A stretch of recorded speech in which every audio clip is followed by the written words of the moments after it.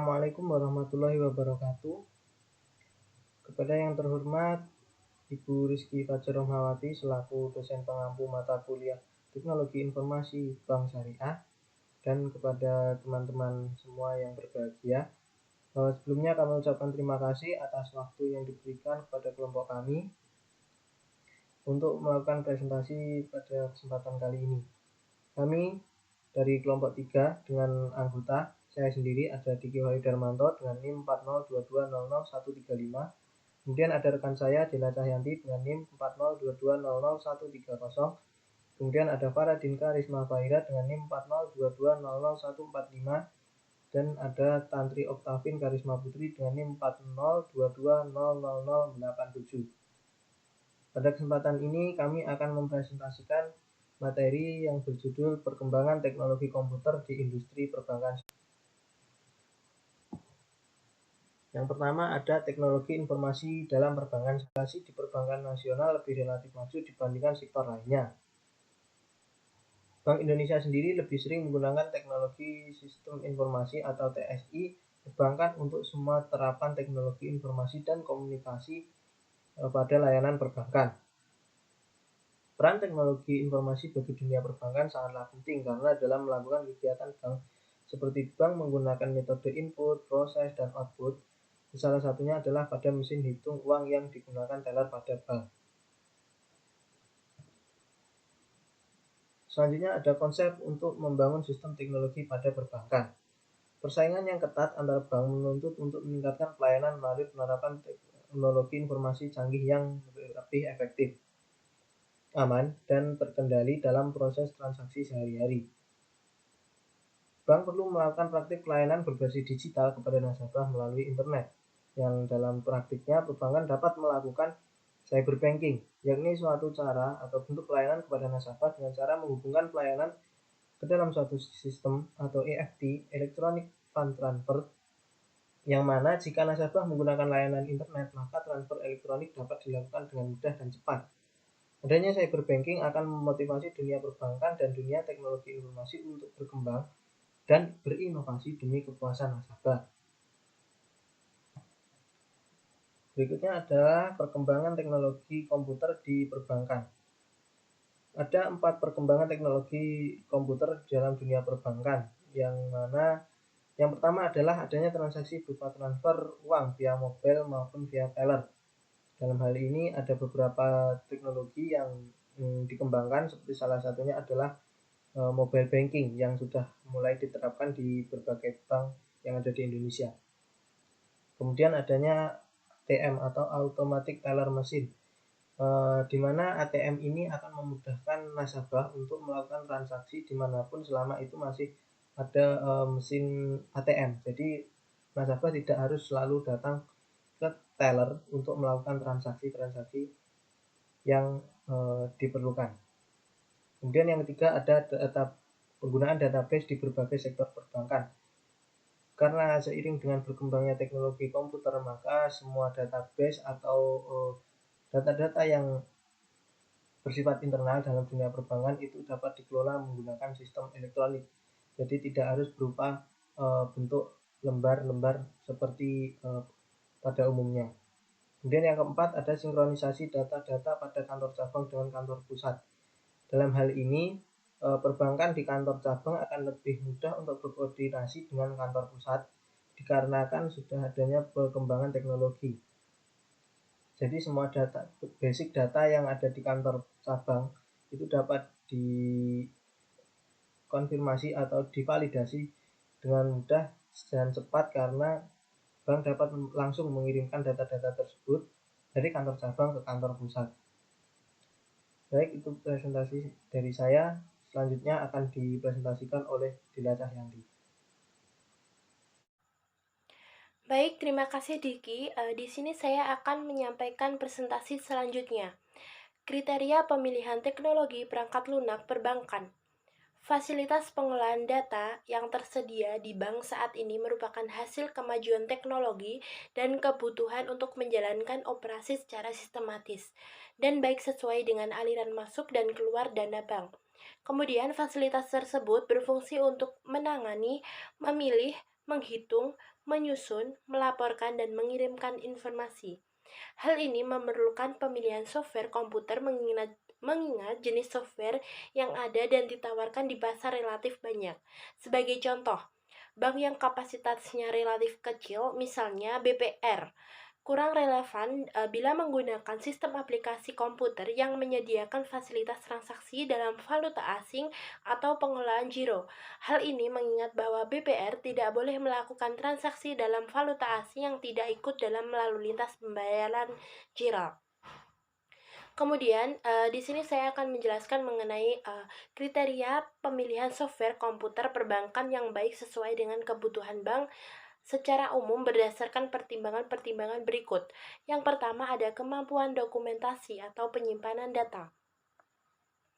Jenis dan klasifikasi data bank yang relatif banyak harus bisa ditampung oleh software yang akan digunakan, termasuk pertimbangan segi keamanan datanya, jumlah nasabah, serta frekuensi dan jumlah transaksi harian yang besar memerlukan memori komputer yang besar. Selain memerlukan kecepatan prosesor yang tinggi juga, sebagai contoh itu BPR kurang efisien jika menggunakan mesin besar misalnya AS/400 dalam operasionalnya karena kapasitas dan cakupan geografis BBR biasanya relatif lebih kecil. Selanjutnya yang kedua ada keluasan atau flexibility. Operasional yang berkembang di kemudian hari itu bisa bertambah walaupun informasi dasarnya tetap sama. Kondisi ini harus bisa diantisipasi oleh perangkat lunak komputer sampai batas-batas tertentu. Setiap bank mempunyai sistem dan prosedur yang mungkin berbeda meskipun data atau informasi dasar yang diolahnya sama dan prosedurnya berbeda. Kemudian yang ketiga ada sistem keamanan. Sebagai lembaga kepercayaan masyarakat atau agent of trust, bank memerlukan sistem keamanan yang handal untuk menjaga kerahasiaan data atau keuangan nasabah, serta mencegah penyalahgunaan data atau keuangan oleh pihak lain yang tidak bertanggung jawab. Software komputer perbankan yang baik harus menyediakan fasilitas pengendalian dan pengamanan tersebut.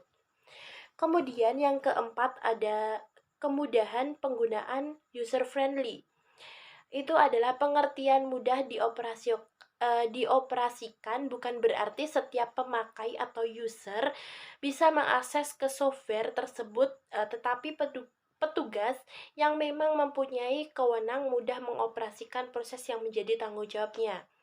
Tahap input, proses, dan output yang dilakukan pada software tersebut tidak menjadi penghambat dalam kegiatan perbankan secara keseluruhan.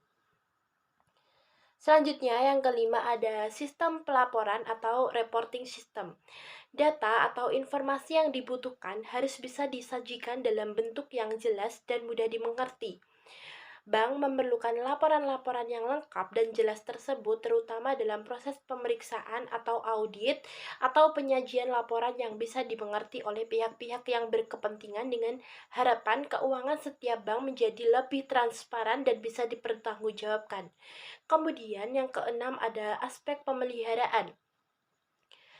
Kinerja software perbankan diharapkan relatif stabil selama bank beroperasi. Jadi kinerja software di perbankan diharapkan relatif stabil selama bank operasi. Itu kondisi ini memerlukan aspek pemeliharaan yang baik dalam arti secara teknis tidak sulit dilakukan dan tidak membutuhkan biaya yang relatif lebih mahal. Pemeliharaan ini juga menyangkut pergantian atau perbaikan teknis peralatan dan modifikasi atau pengembangan software. Kemudian yang ketujuh ada source code. Software perbankan biasanya merupakan program paket yang sudah dikompil sehingga menjadi executable file.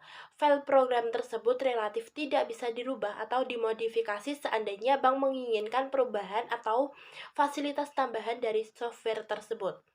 Kemudian yang kedelapan ada struktur informasi dan hubungan antar subsistem aplikasi bank. Hubungan antar subsistem aplikasi pada operasional bank, konsep front office yang lebih mendekati sisi nasabah, dan konsep back office yang lebih mendekati sisi bank sebagai lembaga keuangan yang harus mencatat, mendokumentasikan, atau mempublikasikan informasi keuangan, menyebabkan sistem aplikasi perbankan terdiri dari sub-subsistem yang saling berkaitan sesuai dengan tahap-tahap pemrosesan dan jenis-jenis data keuangan. Saat ini, bank retail di Indonesia memiliki produk layanan sebagai berikut. Yang pertama ada tabungan, deposito, giro, kartu debit, kartu kredit, perdagangan banknotes, falas, dan sebagainya, dan juga tren transaksi. Sedangkan transaksi lainnya yang sudah lazim dilakukan itu meliputi yang pertama mengecek saldo, fasilitas pembayaran yaitu pemindah bukuan dan penarikan tunai, fasilitas untuk menerima pembayaran speed collect, pembukuan atau pengecekan, kemudian yang terakhir ada layanan online banking. Selanjutnya adalah sistem informasi dalam perbankan syariah. Dalam melakukan kegiatannya, perbankan syariah bekerja sama dengan bidang teknologi informasi untuk membangun sistem informasi perbankan syariah dengan membuat aplikasi khusus yang dapat mempermudah semua proses-proses transaksi yang ada di perbankan syariah. Salah satunya adalah proses transaksi jual beli. Tetapi di sini seorang ahli dari Eropa menerangkan bahwa aplikasi yang baik harus memenuhi beberapa persyaratan penting dan saling berhubungan, yaitu yang pertama ada sifat operasional aplikasi atau product operation. Untuk melihat sifat operasional aplikasi, hal-hal yang diukur adalah berhubungan dengan teknis analisis perancangan aplikasi dan arsitekturnya. Seorang pakar Inggris bernama Amsikal merumuskan kualitas produk operasional sebagai berikut. Yang pertama ada correctness, yaitu sejauh mana suatu aplikasi memenuhi spesifikasi dan objektif dari users. Dalam hal ini, yang harus diperhitungkan adalah sejauh mana pengembangan internal maupun eksternal dapat mengetahui kebutuhan bisnis. Dalam hal ini, mereka harus mengerti bahwa ada beberapa perbedaan signifikan antar arsitektur bank konvensional dan juga arsitektur bank syariah. Kemudian yang kedua ada reliability, yaitu kemampuan sebuah aplikasi melaksanakan kemampuan sesuai dengan fungsinya dan ketelitian yang akurat.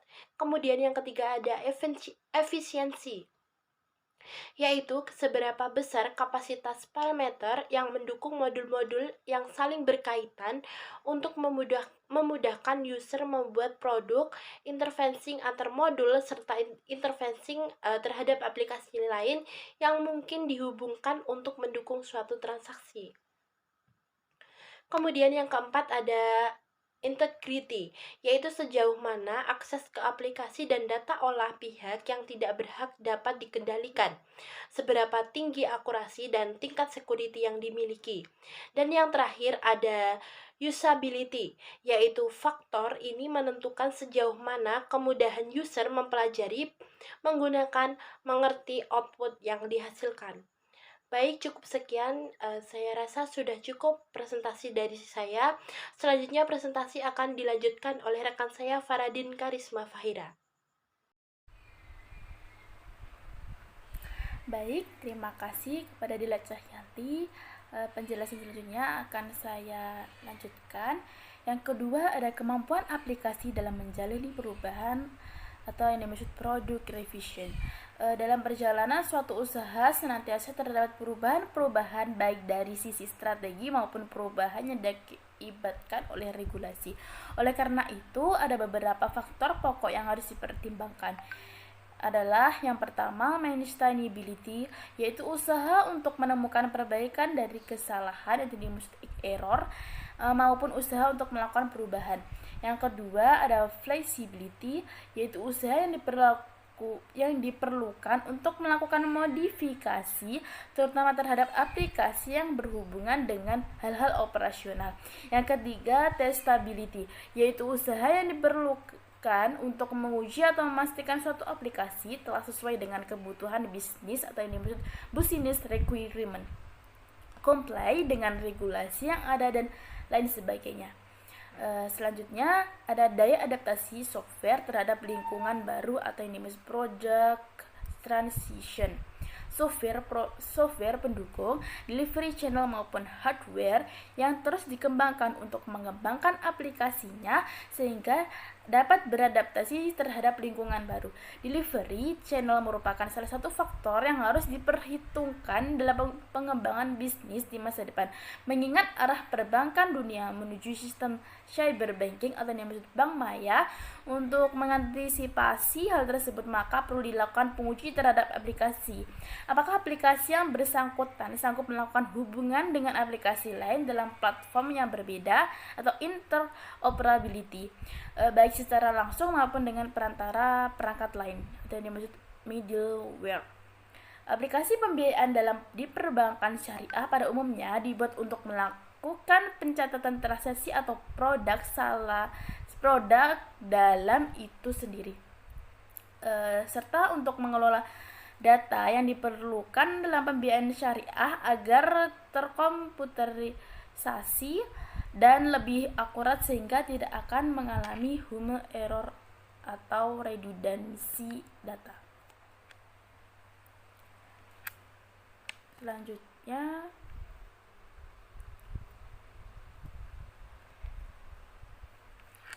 ketersediaan teknologi dan dampaknya. Perkembangan teknologi telekomunikasi dan informatika mengarah ke konvergensi dan dipicu oleh ketatnya kompetisi melahirkan berbagai inovasi dan lompatan teknologi telematika. Paradigma di atas sangat mempengaruhi pola dan strategis bisnis, tidak terkecuali industri perbankan. Tuntutan keragaman, kemudahan, kecepatan, dan harga jasa yang sangat murah semakin cepat mengemuka. Bagi sektor perbankan yang sangat mengutamakan unsur kepercayaan dan efisiensi serta layanan berkualitas perlu minta ulang bisnisnya dengan mencermati ketersediaan inovasi, teknologi serta dampaknya bagi kelangsungan dan pertumbuhan bisnisnya. Berikut diuraikan teknologi dan dampaknya bagi perbankan. Yang pertama ada internet. Manajemen operasi diatur melalui penyedia jasa internet atau ISP yang terhubung dengan internasional internet gateway, sehingga setiap individu dengan PC yang dilengkapi modern dapat berkomunikasi, bertukar informasi, atau hanya sebatas mencari informasi ke seluruh belahan dunia. Yang kedua, intranet. Komunikasi untuk keperluan internal yang mampu membuat sesama karyawan dapat bertukar informasi dan bertukar pengetahuan ataupun media penyampaian informasi kebijakan perusahaan pengganti majalah, buletin di internet perusahaan atau yang dinamakan private network. Yang ketiga, extranet, yaitu jaringan komunikasi yang dibangun dari satu perusahaan ke perusahaan lainnya untuk saling bertukar informasi, bertransaksi dari dan ke supplier, pelanggan, dan pelaku bisnis lainnya. Yang keempat, yaitu World Wide Web, entitas yang paling cepat tumbuh dalam fasilitas internet yang menyediakan fasilitas dan kemudahan dalam membuka atau mengirim informasi melalui saluran atau links hypertext. Dengan entitas ini memudahkan setiap komputer yang terhubung ke web secara cepat mendapat akses informasi umum dari setiap komputer lainnya di internet, walaupun jumlah informasinya banyak atau dari tempat yang jauh.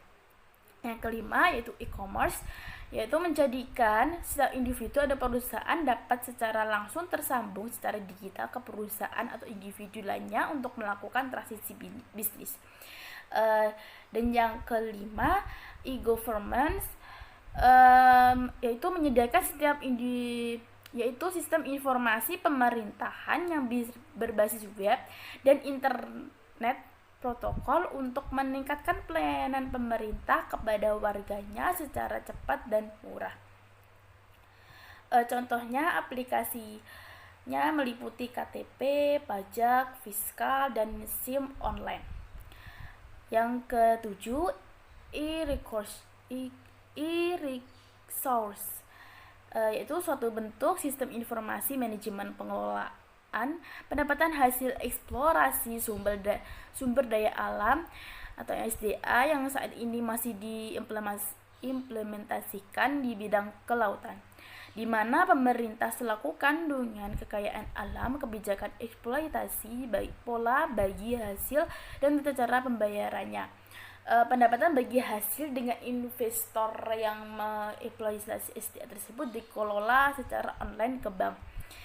Yang kedelapan, land sharing, yaitu teknologi pengoptimalisasian jaringan sehingga dapat digunakan bersama-sama baik dalam bank serempak dengan LAN nasabah dengan pembatasan penggunaan fungsi akses datanya dan menjamin keamanan database masing-masing pengguna. Sekian penjelasan dari saya. Selanjutnya akan dijelaskan oleh rekan saya. Terima kasih. Melanjutkan presentasi yaitu masalah sistem teknologi perbankan. 1. Ada risiko data. Data merupakan sasaran utama yang dimanfaatkan oleh pelaku kejahatan atau hacker untuk mendapatkan informasi mengenai nasabah. Oleh sebab itu, perlindungan data sangat dibutuhkan oleh bank dengan cara enkripsi data tersebut. Yang kedua, ada risiko sistem aplikasi.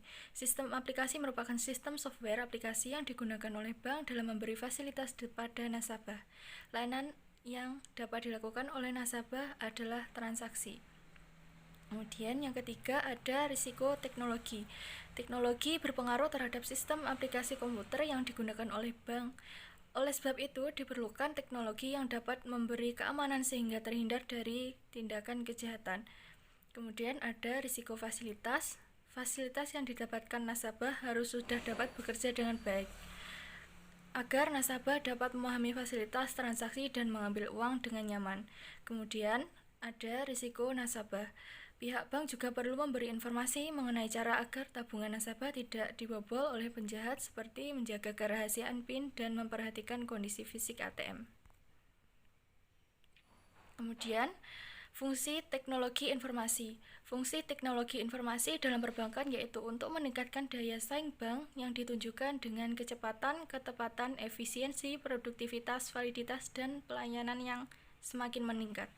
Peningkatan kinerja dan daya saing bank tersebut dimungkinkan dengan keberadaan teknologi informasi yang bisa berfungsi sebagai media yang bisa melakukan transaksi.